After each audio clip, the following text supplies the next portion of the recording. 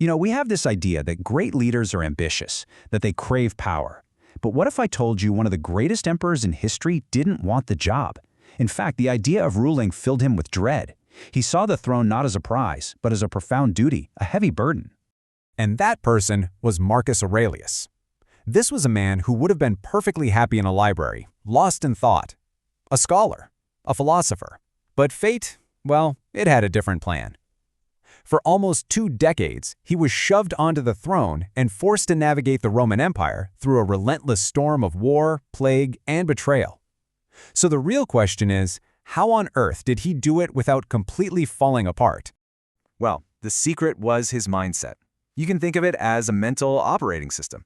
It wasn't some abstract theory for him. It was a practical, real-world toolkit that he used every single day to lead with calm and purpose. And the best part is, it's a system that any of us can learn from. That system is called Stoicism. And we need to get one thing straight right away. This isn't about being emotionless or just bottling things up. The core idea is actually really simple and honestly revolutionary. It's that the only thing that truly matters is the quality of your choices. See, our real power isn't in controlling what happens to us, it's in mastering how we respond to it. Marcus broke this whole philosophy down into 3 really practical disciplines. First up, the discipline of desire. Basically, train yourself to only want what you can actually control, your own integrity, your own character. Second, the discipline of action. Every single thing you do should be for the good of the team, the community. And third, maybe the hardest one, the discipline of perception. You have to practice seeing things exactly as they are, without all the extra drama and fear our minds love to pile on top. And this is the absolute key to it all. It's called the dichotomy of control. Just think about it. Almost all of our stress comes from worrying about the stuff in that right-hand column, what people think of us, what our competitors are doing. A Stoic leader, though, they pour all their energy into mastering the column on the left. You can't control the outcome of a project, but you can control your effort and your attitude. That shift in focus, it's a total game changer. And when you practice this, you start to build something incredible. Marcus called it his inner citadel. It's this mental fortress, a place of calm and strength inside you that no external chaos can ever break through. No bad news, no tough feedback, no crisis can touch it. It's your own personal fortress of resilience. Okay, so this all sounds great in theory, right? But did it actually work under pressure? Well, let's just say Marcus's reign was the ultimate stress test. It wasn't just a storm, it was a trial by fire. I mean, just look at this. This wasn't one crisis after another. It was everything, all at once. A massive war in the East kicks off. Then, before that's even over, a horrific plague sweeps across the empire. While that's happening, barbarian tribes invade on another front. And, just to top it all off, one of his most trusted generals decides to rebel and start a civil war. It's just relentless. And let's just pause on that plague for a second. We're talking about 5 to 10 million deaths. To put that in perspective, that's possibly a quarter of the entire empire's population. It completely hollowed out the army, it shattered the economy, and it terrified everyone. That's the kind of pressure we're talking about here. So how did he respond? Not with panic, with calm, practical action. He made sure even the poorest citizens got a proper burial, on the state's dime.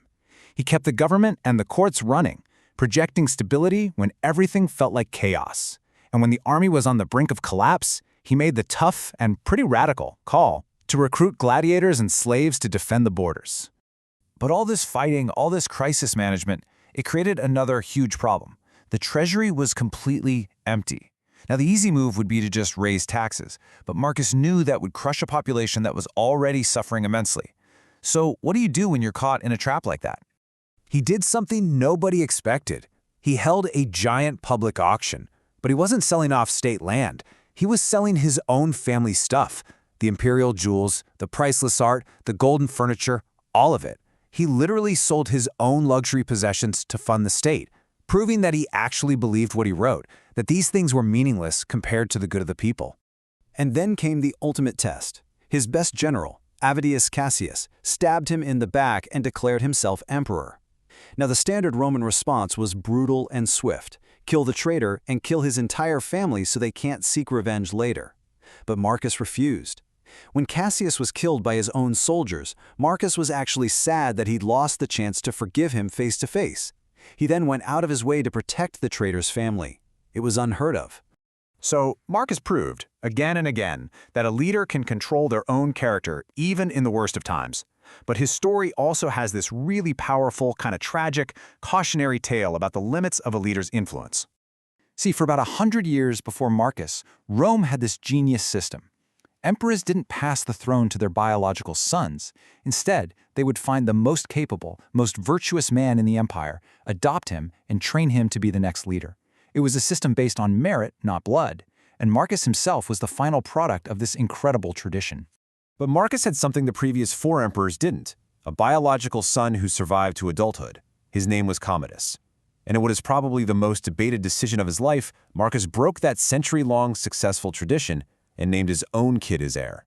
And this is the gut punch lesson. Commodus grew up to be a terrible, narcissistic, and cruel emperor, and his reign plunged Rome into chaos. It reveals a really profound truth. You can be the best role model in the world, you can provide the best training, but you cannot force someone to be virtuous. You can't just pass down your character. The person who comes after you has to choose it for themselves.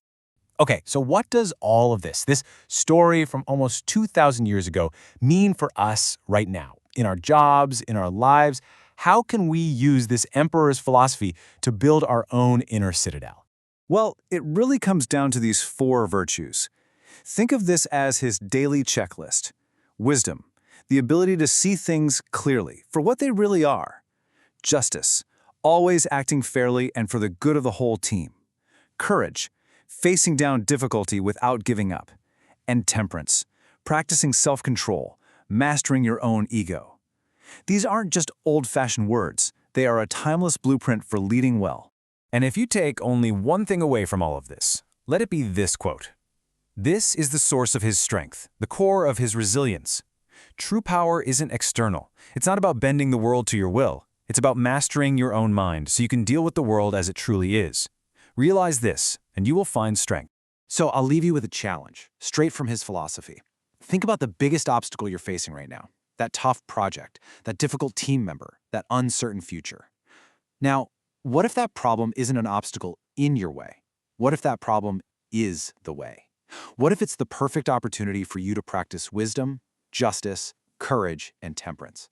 So, what obstacle in your way will you decide to make your way?